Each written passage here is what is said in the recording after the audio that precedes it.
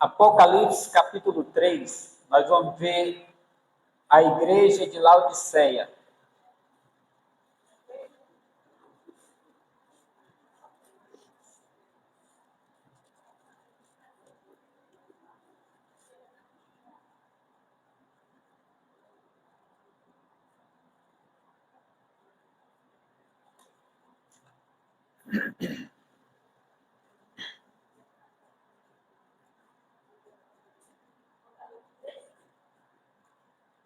Apocalipse capítulo 3.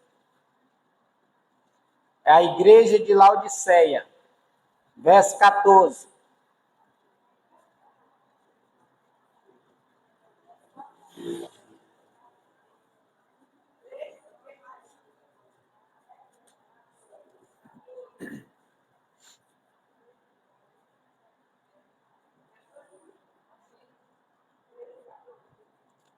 Amém?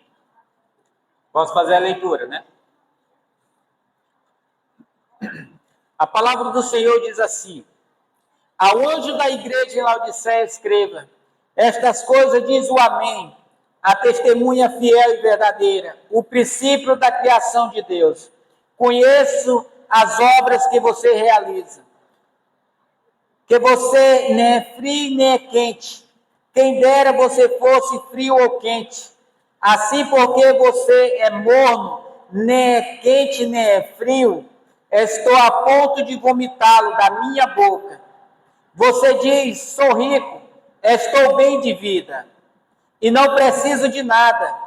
Mas você não sabe que é infeliz, sim, miserável, pobre, cega e nu. Aconselho que você compre de mim ouro refinado no fogo, para que você veja, para que você seja de fato rico. Compre vestes brancas para vestir, a fim de que a vergonha da sua nudez não fique evidente, e colírio para ungir os olhos, a fim de que você possa ver. Eu repreendo e disciplino aqueles que eu amo, portanto, sejam zelosos e arrepende-se. Eis que estou à porta e bato. Se alguém ouvir a minha voz e abrir a porta, entrarei em sua casa, cearei com ele e ele comigo. Ao vencedor darei o direito de sentar-se comigo em meu trono, assim como eu também venci e sentei com meu Pai em seu trono. Quem tem ouvido, ouça o que o Espírito diz às igrejas. Amém? Antes de nós iniciar a exposição, eu quero fazer uma breve introdução do capítulo 1, versículo 9, 10, 11, aonde ele vai receber a revelação sobre essas igrejas. Ele diz assim: eu, João, irmão e companheiro de vocês na tribulação e no reino e na perseverança, em Jesus estava na ilha chamada Pátimo, por causa da palavra do testemunho de Jesus. Achei-me em espírito no dia do Senhor. Ouvi por trás de mim uma voz forte, como de trombeta, dizendo: escreva no livro o que você vê e mande às 7 igrejas: Éfeso, Esmina, Pérgamo, Tiatira, Sardes, Filadélfia e Laodiceia. Ou seja, aqui é João. João está exilado numa ilha, e essa ilha chama Pátimo. É uma ilha isolada, aonde era a prisão para os piores criminosos da época. Colocava numa ilha onde era rodeado de água e ali não tinha como ninguém escapar. Então João estava ali. Domiciano, que era o governador da época, mais conhecido como Nero Redivivo, porque ele era tão mau como Nero foi mau. Então ele bota João na ilha de Pátimo, assim de acabar com o cristianismo, assim de jogar a última pá de cal em cima do cristianismo. Porque dos 12 apóstolos só estava João vivo, porque João não foi martirizado. Então João foi jogado nessa ilha para ser preso e ali morrer por ali. E João ali tem uma visão. O Senhor chama ele numa visão e manda que ele escreva o que ele está vendo. E ele dá um testemunho. Por que ele está preso?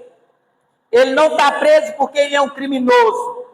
Ele não está preso porque ele transgrediu alguma lei do sistema de Roma.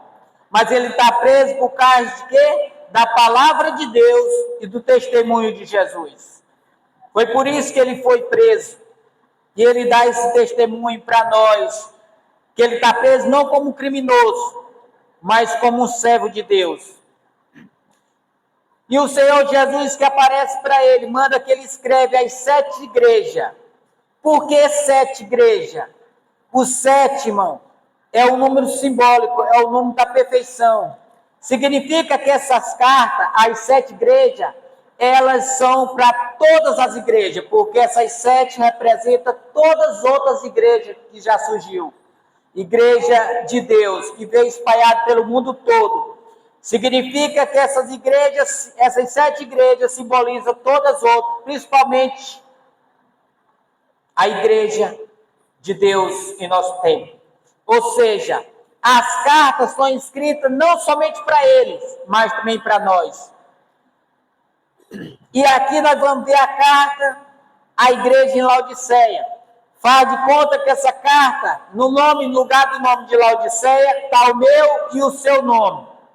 Essa carta é escrita para mim e para você. E João começa dizendo assim: ao anjo da igreja em Laodiceia escreva. Quem é o anjo? Anjo era o pastor da igreja, era o líder da igreja, ele era o anjo. Então ele está escrevendo essa carta para mandar para Laodiceia, para o pastor da igreja em Laodiceia. Ele diz assim: estas coisas diz o amém, ou seja, o último, porque o amém ele está sempre no final da oração, no final do texto. Ou seja, essas coisas escreve aquele que é o último. Ele é o primeiro, ele é o último. A testemunha fiel e verdadeiro. Por que testemunha fiel e verdadeiro? Porque aquilo que o Senhor fala se cumpre. Nada deixará de ser cumprido. Todas as promessas que o Senhor fez se cumprirão no seu devido tempo. Ele vai dizer o princípio da criação de Deus. O princípio da criação de Deus aqui, não que ele tenha sido criado por Deus, mas porque ele é o criador de todas as coisas. Ele é o princípio. Antes dele nada existia. A partir dele tudo veio à existência. Porque ele é o criador de todas as coisas. Verso 15. Conheço as suas obras. As obras que você realiza. Ou seja, o Senhor conhece a obra da igreja. O Senhor conhece a mim e as suas obras. O Senhor sabe o que nós fazemos. Ele sabe do que nós temos feito. Nada passa despercebido diante dos seus olhos. Porque Ele é aquele que tem os olhos como um toche de fogo. Ele é onisciente e vê todas as coisas no seu presente agora. Porque Ele está em toda parte. Por isso Ele diz: conheço as obras que você realiza. Lembra do que eu falei no princípio? Em lugar de Laodiceia, é eu e você. Essa carta é para nós. E ele diz assim: você nem é fria e nem quente. Quem dera você fosse frio ou quente. Por que que ele está dizendo? Você nem é fria e nem é quente. Porque, irmão, existia ali próximo a Laodiceia duas outras cidades. Porque Laodiceia é uma cidade grande ali na província da Ásia Menor, hoje chamada de Turquia. E ali, bem próximo, na mesma região, havia duas outras cidades, menor do que ela. Uma era Herápolis e outra era Colossenses. Nós temos até a carta de Colossenses. Ou seja, essas duas cidades menores, Herápolis era onde a água de Herápolis ela tinha fonte de água, mas a fonte de água dela era quente. Era uma fonte quente e era uma água usada de forma terapêutica. As pessoas iam até lá para se lavar, tomar banho, fazer terapia dessa água. E também tinha a cidade de Colosso, que era vizinho também de Laodiceia. E a água de Colossos, em vez de quente, era fria. Eram águas bem frias, que também servia de água terapêutica para as pessoas se tratarem ali. Essas águas eram servidas para fazer tratamento. E o nosso Senhor Jesus, pegando o gancho da geografia do lugar, que a Laodiceia estava situado no meio de duas cidades, onde uma tinha uma água quente e a outra tinha água fria. Então, em Laodiceia não tinha fonte de águas. A água que ia para Laodiceia vinha de aqueduto, água transportada. Mas essa água, quando ela chegava em Laodiceia, essa água não vinha mais nem quente e nem fria. Ela já vinha morna. Era uma água que não era apropriada para consumo. Era água morna. Aí o Senhor Jesus diz assim, verso 16: porque você é morno, nem é quente e nem frio. Estou a ponto de vomitá-lo da minha boca. Ou seja, o Senhor olha para Laodiceia, olha para nós e diz assim: porque vocês são mornos, nem são quente e nem frio. Porque se fosse quente, servia para tratamento. Se fosse fria também. Mas porque você é morno, você não serve para nada. Então, eu estou a ponto de vomitá-lo da minha boca. Assim o Senhor Jesus diz para aqueles que não estão nem frio e nem quente, mas se encontram mornos. Quem é frio? Frio é como uma pessoa que nunca teve um encontro com Jesus. Ela é fria. Ela está sempre pronto para buscar o Senhor, para procurar um socorro de Deus. E quem é quente? Quente é uma pessoa que é fervorosa, que conhece a Deus, que tem a presença de Deus em sua vida. Mas um morno é alguém que já foi quente e agora se afastou de Deus. Em vez de quente ou de frio, ele está no meio, está morno. É uma água que não serve para nada. Você já tomou alguma coisa morna? Você já pegou um café gelado? É mais antes tomar um café gelado do que um café morno. Porque um café que você pega gelado e você põe ali numa temperatura e deixa ficar poucos segundos e ele começa a pegar uma quentura e você apaga o fogo, ele não esquenta. Ele fica pior do que o café frio. Porque o café só presta se for quente ou frio. Morno ele não presta. Uma água morna, as pessoas às vezes mornam uma água para vomitar. Não é isso? Quando estão com o estômago ruim, estão com ânsia de vômito, ele requenta a água e toma ela para vomitar. É o que Deus está dizendo. Você só serve para causar vômito em mim. Laodiceia estava nessa situação. Deus olhava para a igreja de Laodiceia e dizia assim: você me causa vontade de vomitar. Olhando para vocês, eu sinto vontade de vomitar. Vocês me causam náusea, vômito. Ou seja, agora imagina o estado dessa igreja, irmão. Era uma igreja que um dia professou o nome do Senhor, mas depois se afastou. E ficou não muito longe, porque quando você vai muito para longe, você esfria. Não. Eles ficaram um pé lá e outro cá. Um pé dentro da igreja e outro fora. Ou seja, eles resolveram ficar no meio. Era como um fariseu que não tem a presença de Deus, mas é religioso. A igreja se tornou religiosa. A igreja perdeu o fervor espiritual, mas não ficou fria, porque ela virou religiosa. Passou a ter religiosidade. E a pior coisa, irmão, é quando uma pessoa vira religioso. Ela começa a ver problema em tudo que as pessoas fazem. E acha que do jeito dela está certo. Mas ela não se aproxima de Deus. Ela vive apenas numa máscara. Ela coloca uma capa na frente. Mas o coração está distante.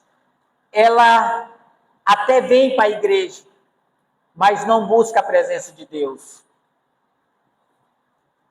Não estuda, não tem vontade de aprofundar no conhecimento do Senhor, porque ela não quer buscar a presença de Deus. Ela quer estar no meio da igreja.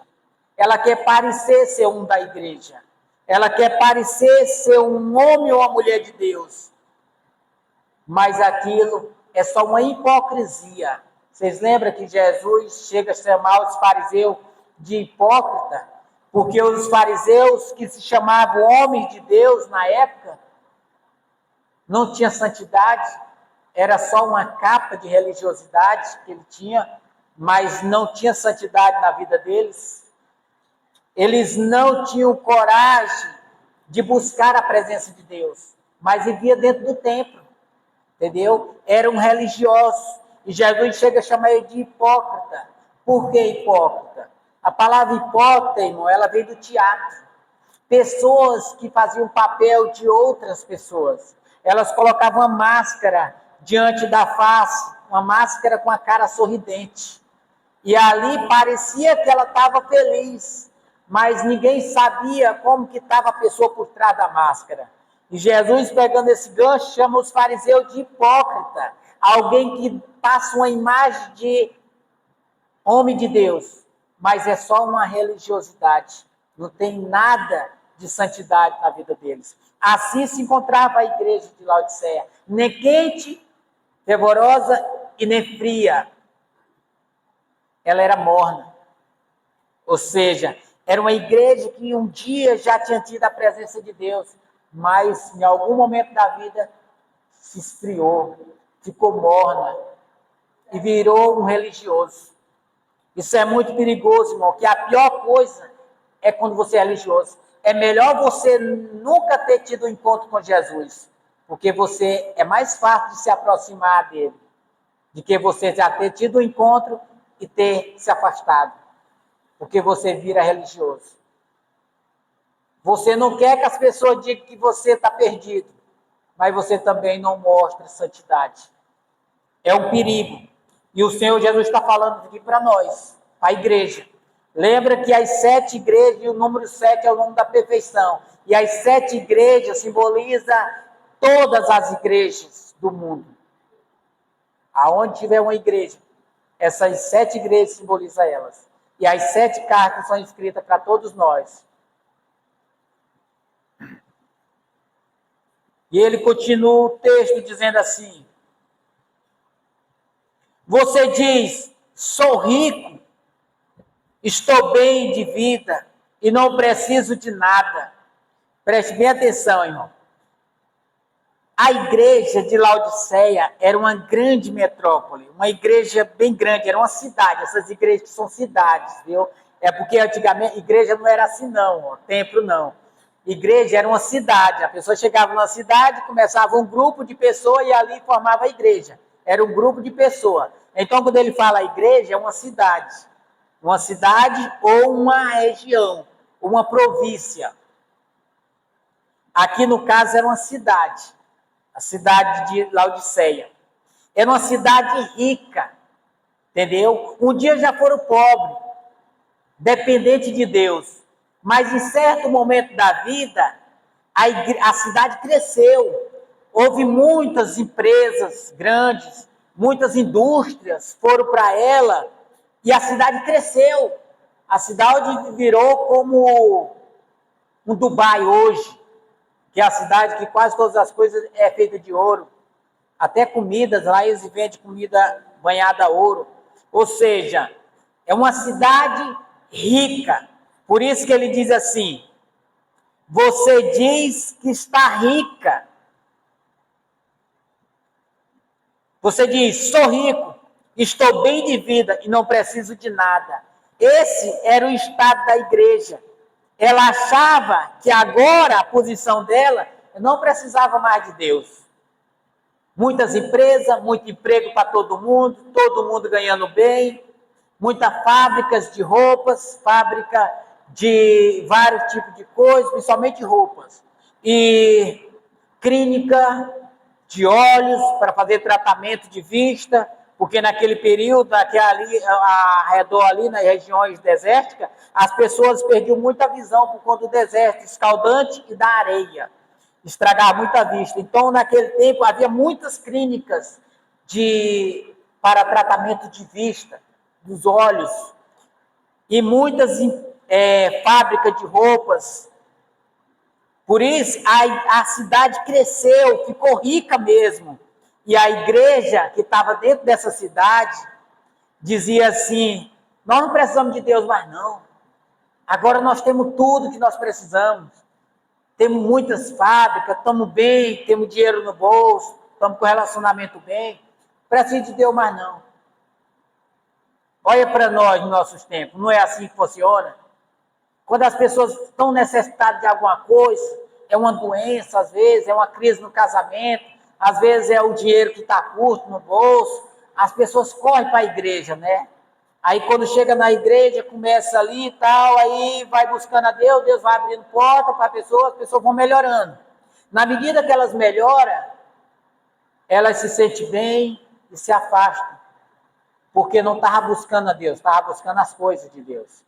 A igreja de Laodiceia, ao receber prosperidade, ela se afastou de Deus e ficou morna. Ficou religiosa. Não queria mais se reunir para adorar a Deus, mas vivia apenas uma capa de santidade, uma religiosidade. E ela diz mais ainda, além da riqueza, diz assim, estou rico e estou bem de vida, não preciso de mais nada. Agora o nosso Senhor Jesus entra em resposta a essas palavras da igreja. Ele diz assim, mas você não sabe que é infeliz, miserável, pobre, cega e nua. Ou seja, uma cidade que realmente ficou rica. Nosso Senhor Jesus chama de pobre, de miserável. Uma cidade que tinha muitas fábricas de roupas, tecido. Lá era a cidade que mais tinha fábrica de roupas. Tinha roupa de todo jeito. Roupa que pessoas vinham comprar roupa lá, vinham buscar roupa, porque lá era um lugar cheio de fábrica de roupas. Agora Jesus olha para ela e diz assim, você é nua. Uma cidade que tinha muita fábrica de roupa, o Senhor chama ela de nua. E a cidade onde tinha muita clínica para tratar dos olhos, de vista, ele diz, você é cega. Ou seja, aquilo que para o homem parece certo, para o nosso Senhor Jesus, ele vê ao contrário. A sabedoria do mundo para Deus é loucura. Porque aquilo que o homem se gloriava, dizia assim, eu estou bem de vida, eu estou rico, porque agora estava bem de vida mesmo, socialmente dizendo, mas o nosso Senhor Jesus diz assim, você é pobre, você não é rica não, você é pobre, ou seja, pobre de Deus. É uma cidade que tinha dinheiro, mas perdeu o foco de Deus, perdeu a espiritualidade com Deus, perdeu a vida de santidade com Deus. Cega, uma cidade onde tinha muita clínica para tratar dos olhos, de vista. Jesus olha para ela e diz assim, você é cega. Espiritualmente ela era cega. Ou seja, apesar de nós ter muitas clínicas, irmão, para tratar dos olhos, muitos de nós se encontramos cegos. Muitos de nós se encontramos pobres, apesar de ter melhorado de condição financeira. Muitos de nós estamos pobre de Deus, afastados de Deus. E necessitamos de Deus. O nosso Senhor Jesus um dia disse, do que adianta ganhar o mundo inteiro e perder a sua alma? Assim, irmão, acontece com aqueles que se acham ricos, mas são pobres para com Deus. E ele ainda diz, para aqueles que tinham muita fábrica de roupa, você é nua. Ou seja, você está nu. Ou seja, a sua nudez está exposta. Você acha que está coberta, mas você anda nua, porque você não tem as vestes que o Senhor te oferece. Você não tem as vestes brancas, as vestes de santidade, vestes de pureza, que o Senhor tem para nós, irmão. É umas vestes brancas, é as vestes lavadas pelo sangue do Cordeiro, as vestes puras, branca como lã, é as vestes que a igreja de Deus vestirá no grande dia, para ter o encontro com o Senhor, irmão. Essa igreja, que simboliza a nossa vida, trocando o nome de Laodiceia, nós somos pobres, cegos, e nus, e miseráveis, e infelizes, porque muitos de nós estamos afastados de Deus. E apesar de tudo isso, o Senhor ainda teve misericórdia dessa igreja, irmão. Teve compaixão dessa igreja. Assim como Ele tem compaixão de nós. Ele expõe a nossa nudez, a nossa pobreza, a nossa cegueira, para que nós nos arrependamos. E depois Ele faz o convite para a igreja. Arrependa-te. Você é pobre, você é cega, você é nu, mas arrepende-te.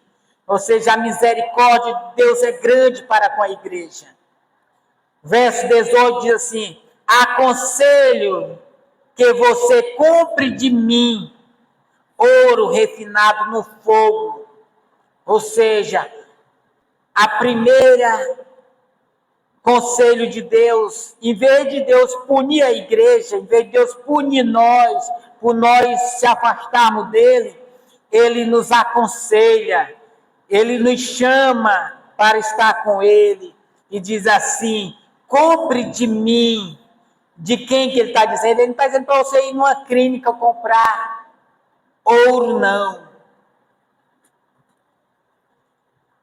Compre de mim, porque somente ele tem o ouro puro, a verdadeira riqueza para nos oferecer, irmão. Ele diz assim, compre de mim ouro refinado no fogo. Por que refinado no fogo? Porque o ouro, irmão, para ele se tornar puro, é necessário passar pelo fogo.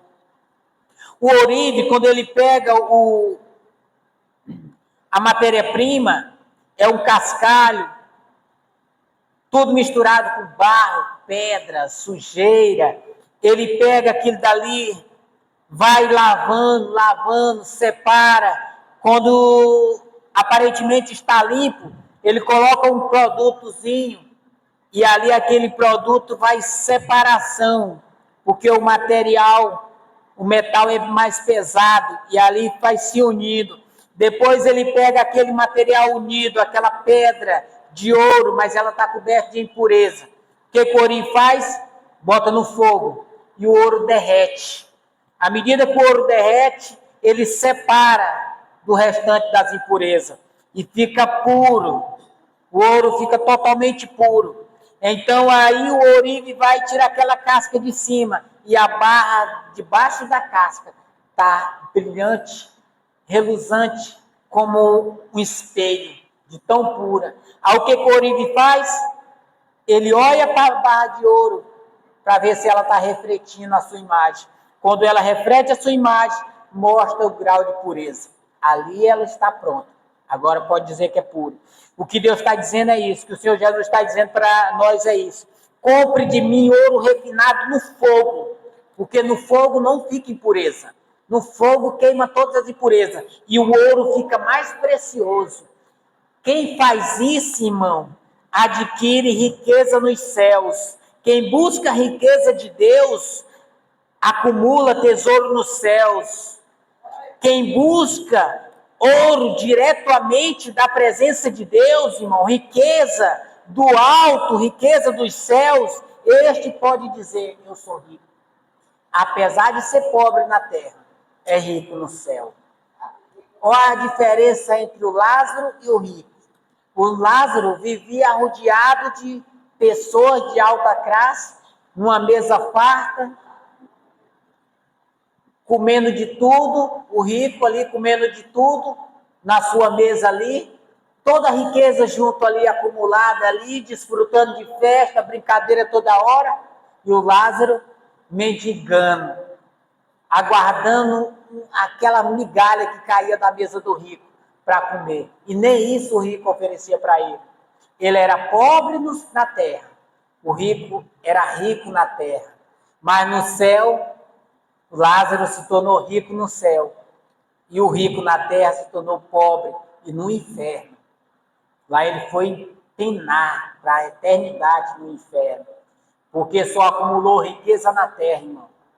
E o Senhor Jesus diz assim, buscai para ti tesouro no céu, onde a traça e a ferrugem não corrói e o ladrão não rouba. É lá onde tem que estar a nossa riqueza, irmão. Nós temos que buscar Cristo, não para esta vida, mas para a próxima. Amém?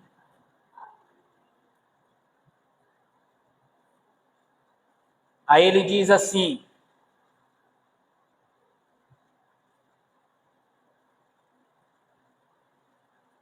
compre vestes brancas e vista, a fim de a sua vergonha não ficar mais evidente ou exposta. Agora ele oferece para que nós compremos dele vestes. Além de ele oferecer o ouro puro dele, a riqueza dele, ele oferece vestes brancas, vestes de pureza, de santidade, de santificação. É isto que o nosso Senhor nos oferece. As suas vestes, irmão. Que nós entendamos que nós fomos lavados pelo sangue do Cordeiro e se aproximamos dele para que as nossas vestes se tornem tão brancas como alva lã. Porque é essas vestes que ele nos oferece. Pureza, santidade, é uma vida reta com o Senhor, andar nos caminhos do Senhor, é buscar a presença do nosso Deus todos os dias, aprofundar no conhecimento do nosso Deus, porque não tem como você crescer em santidade se não crescer no conhecimento. Porque se você não buscar o conhecimento, você se torna frágil como uma folha seca, conduzido pelos ventos de doutrina, irmão. Às vezes chega aí um pregador de fora, trazendo feitiçaria, bruxaria para dentro da igreja e faz um anúncio aí que está fazendo uma cura ali, sem cirurgia, sem derramar sangue, sem anestesia. As pessoas correm para lá, até pessoas que dizem que professaram o nome do Senhor, buscando bruxaria, feitiçaria para si, porque não tem conhecimento da palavra de Deus, irmão. E abraça essas coisas. Vem um falso profeta fazendo vãs promessas de riqueza, as pessoas doidas por riqueza, igual a igreja de Laodiceia, correndo atrás de riqueza na terra. Corre para lá, abraça essas igrejas, lota, arrodeia esses falsos mestres, irmão. Isso é falta de conhecimento. Porque uma igreja forte é uma igreja que tem conhecimento. Uma igreja que tem conhecimento, irmão, ela sabe discernir entre o santo e o profano, entre o certo e o errado. Mas se você não buscar o conhecimento, na hora que se levantar um falso profeta, uma falsa profecia, você vai abraçar. Você lembra do tempo da pandemia? Que as pessoas andavam como louca, com medo, apavorado? Uma falsa profetisa anunciou acerca do fio de cabelo para as pessoas procurarem dentro da Bíblia, ali fazer um chá, e as pessoas corriam como um louco procurando Bíblia. Até quem não tinha Bíblia comprou Bíblia para caçar fio de cabelo, a fim de fazer um chá para ser curado do coronavírus. Absurdo, irmão. Um dia eu estava lá no interior, passou uma mulher com a sacola de vela. Eu falei, mas para que ela vai levando tanta vela? Aí disseram assim, não, é porque disseram que vai ter 3 dias de apagão. Falsos profetas, irmão. E a pessoa não tendo conhecimento, ela abraça. Busque a presença do nosso Deus. Vestes brancas, irmão. Para que a nossa nudez fique coberta. Não fique exposta, visível. E ele diz assim, compre de mim colírio.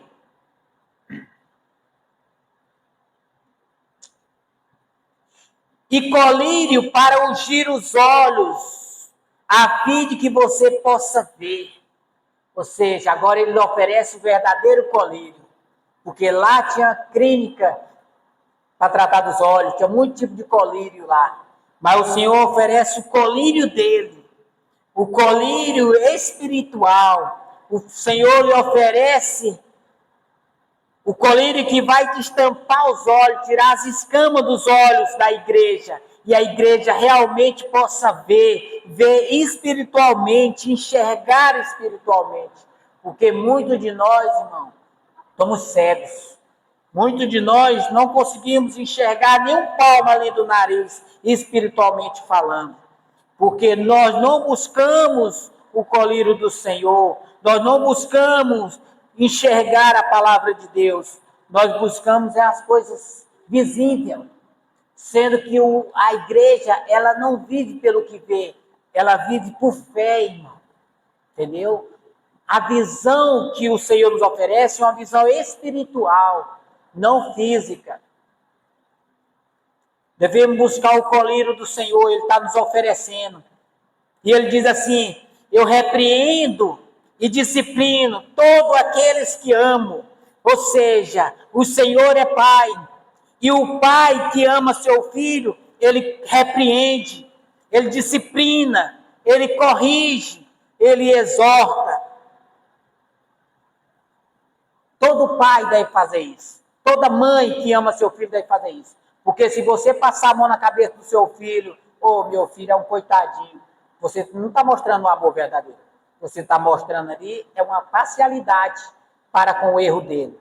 Ele vai se tornar cada vez mais errado porque você não corrigiu. Mas se você o repreender, corrigi-lo, discipliná-lo e exortá-lo, entendeu? Ele vai reconhecer que está errado e vai ser fortalecido. Por quê? Disciplina, ninguém gosta de ser disciplinado, mas é necessário. Ninguém gosta de ser corrigido, mas é necessário. Você deve disciplinar, repreender e corrigir. E por último, exortar. O que é exortar? Exortar é fortalecê-lo. Dizer assim, meu filho, você está errado. Arrepende e volta para o caminho. Agora, depois de discipliná-lo, de repreendê-lo, você diz assim, vamos caminhar junto, eu estou junto com você, eu te dou a mão, eu te acompanharei, eu te conduzirei, eu estou do teu lado, eu estou aqui para te ajudar. É assim que os pais devem fazer para os filhos, não passar a mão na cabeça dos filhos, achando que estão fazendo certo. Porque isso não corrige ninguém, você dá fôlego para o erro dele, para que ele se torne cada vez mais errado, para que ele se afunde ainda mais no erro. E o Senhor aqui, como bom pai, ele disciplina e corrige aqueles que ele ama. Quem não faz isso, não ama. Passa uma imagem falsa de amor, mas não ama verdadeiramente, se você não tiver coragem de corrigir e nem de discipliná-lo. Porque a gente disciplina é livrando do mal. do mal que pode vir futuramente. Por isso que o Senhor faz isso. Às vezes, a disciplina traz lágrima na hora, mas livra de uma despedida final depois. Entendeu? Porque muitas vezes você não quer chorar ali, não quer entristecer o filho. E por conta disso, depois você perde ele de vez. Por falta de disciplina, de correção. Entendeu? Todos os pais e mães devem fazer isso. Não ter medo de fazer isso. O filho chora hoje, amanhã, depois dele te revela, vai entender que foi para o bem dele. E o nosso Senhor Jesus, ele faz isso, ele corrige, ele disciplina, repreende. Ele diz assim: eis que estou à porta e bato. Se alguém ouvir a minha voz e abrir a porta, eu entrarei em sua casa, cearei com ele e ele comigo. Agora ele está fazendo um convite, preste atenção. E ele está se oferecendo a sentar na mesa conosco, com a igreja. O próprio Senhor Jesus, ele se oferece para sentar na mesa conosco, irmão. Isso, irmão, é graça. Isso é misericórdia. Isso é milagre. Porque o Senhor nos aceitar é uma coisa, e ele se oferecer para sentar à mesa conosco é outra.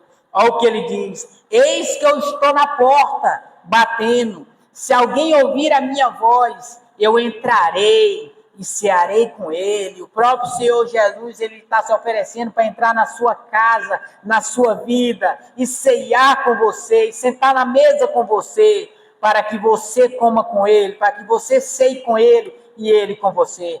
E esse convite aqui, irmão, essa mensagem tem sido distorcida. Porque esse versículo aqui, as pessoas dizem assim: ah, irmão, Deus, o nosso Senhor Jesus, ele não arromba a porta, ele bate na porta. Entendeu? Mas isso daqui, irmão, lembre que ele está pregando para uma igreja que um dia teve um encontro com ele e se afastou. Uma igreja que estava morna. Ele não está pregando para ímpio, não, viu? Porque para ímpio, ele não faz isso, não bate na porta de ímpio, não. Uma pessoa que não tem conhecimento dele, que nunca teve um encontro com ele, ele faz o que ele fez com o apóstolo Paulo, ele derruba. Ele vai ao extremo para salvar aquele. Esse daqui não, ele está convidando, porque esse daqui já teve um encontro. É uma igreja salva que está afastada dele, está morna. E precisa voltar para junto dele. Por isso ele está se oferecendo e convidando a igreja para abrir a porta novamente para que ele entre no coração, viu? Agora, sobre o ímpio, ele faz o que ele fez com Nabucodonosor. Ele bota para comer capim. Ele faz o que ele fez com o rei Manassés. Ele bota um gancho no nariz e conduz. Vem, o ímpio ele faz isso. E derruba do cavalo, como ele derruba o apóstolo Paulo. As pessoas pensam que Jesus, quando ele vai chamar o ímpio, ele chama assim: ô meu filho, eu estou aqui fora, abre a porta, quero entrar. Se ele for fazer isso, ninguém abre a porta para ele, irmão. Porque antes de você ter encontro com Jesus, você não quer nada com Deus. Você é inimigo, nós somos inimigos de Deus antes de ter o encontro com Jesus. Agora, depois de ter o encontro, nós não somos inimigos, nós somos filhos. É por isso que ele diz: eu repreendo e disciplino aqueles que eu amo, ou seja, o que eu tenho por filho. Aqueles que ele tem por filho, ele faz isso. Entendeu? E para finalizar, ele diz assim: ao vencedor darei o direito de sentar-se comigo em meu trono, assim como eu também venci e sentei com meu Pai em seu trono. Quem tem ouvido, ouça o que o Espírito diz às igrejas. Ou seja, agora ele vai dizer que ao vencedor, ele dá o direito. Nosso Senhor Jesus Cristo dá o direito para o vencedor. Quem são os vencedores?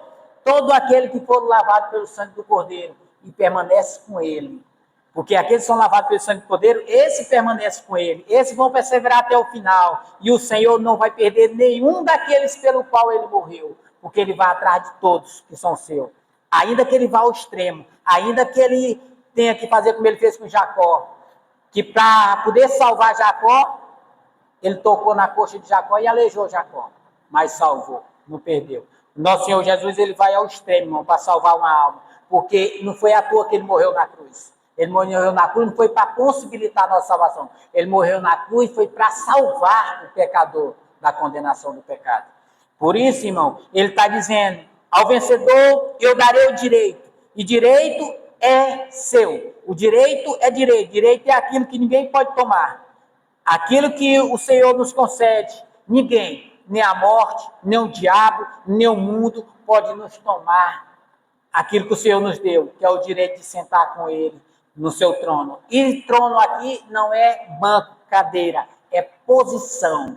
O Senhor está nos dando uma posição elevada com Ele. Por isso ele diz assim como eu também venci, porque Ele venceu a morte, venceu o mundo, venceu o diabo e sentou no trono. Ou seja, Ele não está sentado numa cadeira, Ele está numa posição de rei. E assim como Ele, nós também estaremos numa posição elevada, acima dos demônios, acima dos ímpios. Nós julgaremos, nós sentaremos num trono de juiz, nós também julgaremos as nações no último dia, no dia do juízo. Nós seremos juízes junto com o Senhor Jesus, porque nós também julgaremos os ímpios, julgaremos os anjos caídos, que são os demônios. É a nossa posição lá. E ele diz, quem tem ouvido, ouça o que o Espírito diz às igrejas. É hora de nós ouvir, irmão. Ouvir, tirar o tampão dos ouvidos e ouvir o que o Espírito diz para nós. Muitas igrejas, irmão, afundaram na miséria. E hoje, não são mais igrejas, são boates. Venderam-se ao liberalismo cultural, irmão. Hoje se entregaram ao mundo, ao paganismo. Muitas pessoas venderam por dinheiro, irmão. Pessoas que antes professaram a fé verdadeira em Cristo, hoje estão aí vendendo coisa dentro da igreja, vendendo material, tijolo, água, óleo, vendendo toalha, caroço de feijão. Tudo isso aí, irmão, é paganismo. As pessoas estão fazendo isso, venderam aquela fé que um dia professaram. Tem uma igreja dentro do Brasil que tem uma boate instalada dentro dela. Você pode ir para a boate se você quiser. Lá tem festa, lá você tem direito paquera. Até que ponto o mundo seduziu a igreja copiou o mundo. O mundo é que faz esse tipo de festa, irmão. Não a igreja é para ser santa. Mas dentro do Brasil tem uma igreja boate, onde tem festa, onde as pessoas dançam juntas e saem, se paqueram, arrumam namorado, vão para lá para arrumar namorado e namorada. Até que ponto, irmão? As igrejas estão falidas, porque um dia estavam com Cristo e se afastaram e ficaram mornos. E o Senhor diz para essa igreja que está morna, eu estou a ponto de vomitá-lo da minha boca. É assim que o Senhor fala para mim e para você que estamos mornos. Estou a ponto de vomitá-lo da minha boca. A pessoa, irmão, você ouvir isso do próprio Senhor Jesus, você está causando náusea ao Senhor. O Senhor, ao tomar um gole de você, o estômago dele embrulha, querendo botar você para fora, porque é assim que se encontra a igreja hoje, irmão. No Brasil, no mundo, se encontra desse jeito. Uma igreja que causa náusea diante do Senhor. Mas nós, irmão, que temos ouvido, devemos ouvir a voz do Espírito que diz para nós, compre de mim ouro refinado no fogo, para que realmente você seja rico. Compre de mim vestes brancas, para que você esteja puro, santo. Compre de mim colírio, para que você possa enxergar, ver espiritualmente. É isso que o Senhor fala para mim e para você. Amém? Que o Senhor nos ajude. Vamos ficar de pé para nós orar agradecendo o Senhor.